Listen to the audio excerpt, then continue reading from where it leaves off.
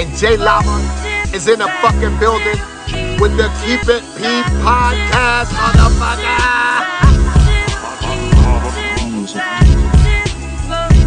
Von Savage and J Lava on the new podcast. They Keep It P podcast, where they take news, situations, and everyday occurrences and show how one could or could not be keeping it P.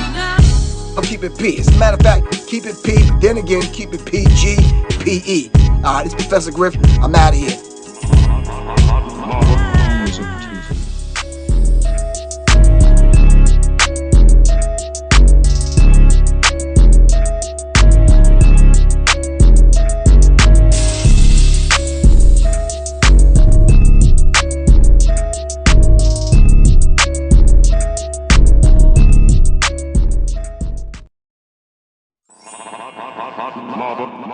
To the family, this is Kendra Blackwood with Hold the Mayo, the segment where I bust down and expose the lies in these here articles. But before I get started, please subscribe to my YouTube channel, the Hot Lava Music TV YouTube channel, Von Savage Media YouTube channel, and all the channels on the network. And with that being said, today we discuss a book called Nice Racism by Robin DiAngelo. Review, a deeply revealing lesson on white supremacism. This ought to be interesting. It says that this is a powerful new book from the author of White Fragility reveals why profound racism is often found in supposedly liberal spaces. Which basically means that the Democrats and the Republicans are wings on the same bird. Anyway, it goes on to say, in 1952, the anti-racist activist and librarian Juliet Hampton Morgan famously observed in a letter to a friend that polite white people were our biggest problem in combating American white supremacy. The outspoken Southern white writer and teacher had been pulling emergency brakes on buses in Montgomery, Alabama when black patrons were intentionally left on the sidewalk, and wrote letters to local newspapers critiquing segregation. What horrified her just as much as the normalized treatment of black Americans was the way white decency obstructed social change. 70 years later, Robin DiAngelo explores some of the enduring facets of this practice. Citing deeply revealing and recurring anecdotes from her career as an anti-racist educator, DiAngelo analyzes how white Americans who deem themselves inoculated against racism uniquely embody racist practices, including herself. She characterizes racism as a collective racial bias backed by legal authority and institutional control, in which individuals and communities participate. DiAngelo pertinently distinguishes anti-racist strategies from the valued currency of white friendliness, writing, "Niceness does not indicate a lack of racism and is not the solution to racism. Nor does a culture of niceness indicate that racism is not present in the environment." As evidence for this assessment, she describes straight-up racial illiteracy, such as the perennially irksome people should just see each other as humans, from proud liberal attendees who insinuate that they are beyond the workshop on race, demonstrating how a gradation in white supremacy is nevertheless white supremacy. Sheesh.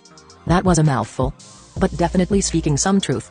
It goes on to say, highly instructional, with pertinent questions for white readers who consider themselves sufficiently woke or have felt attacked in discussions around race. Nice Racism interrogates the machinery of white progressiveness and how these gears actually work. Many of these liberal-sanctioned tactics still prioritize the insecurities, performance, pride and superiority of whiteness over the literal needs of racially marginalized communities.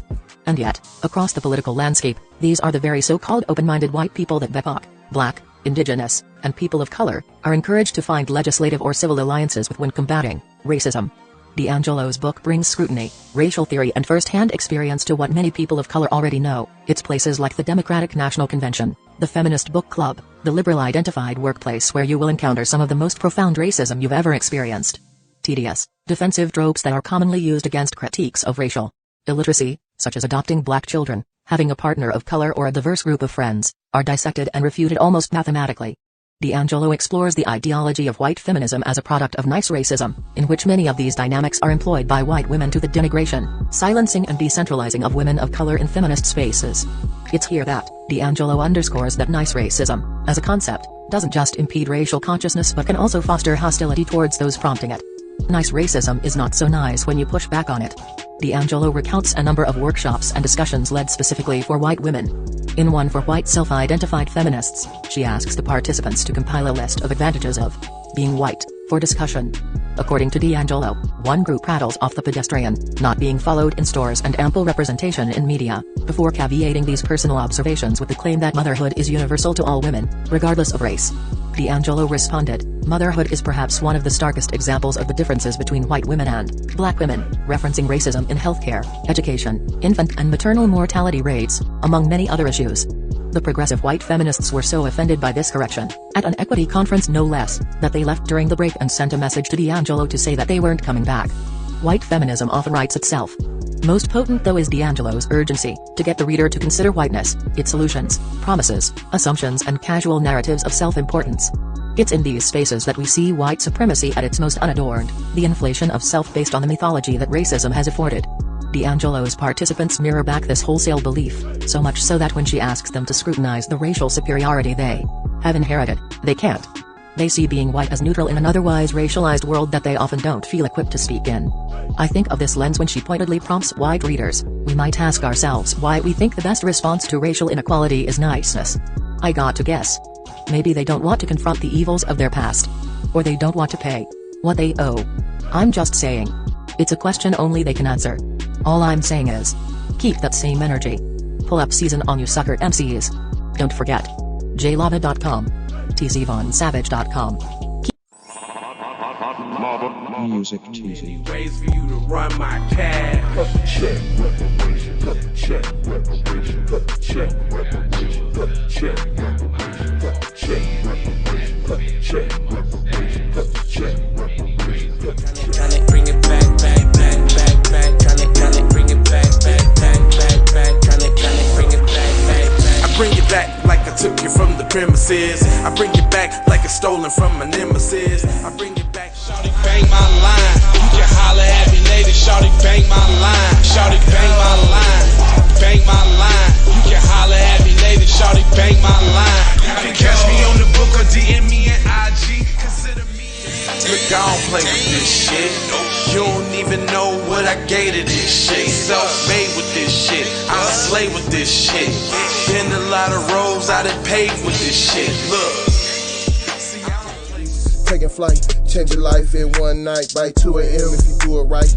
Up late like nigga night. Small fish, big appetite. Get an extra 4 if you whip it right. Got good gas and it's light bright. Got big balls and a good pipe. One call it inside.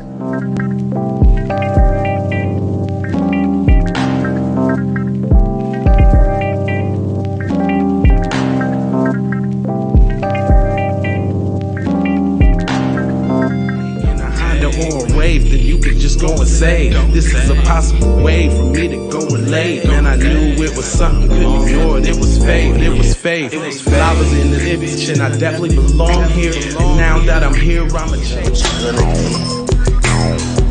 Yeah, I'm an animal, red gorilla.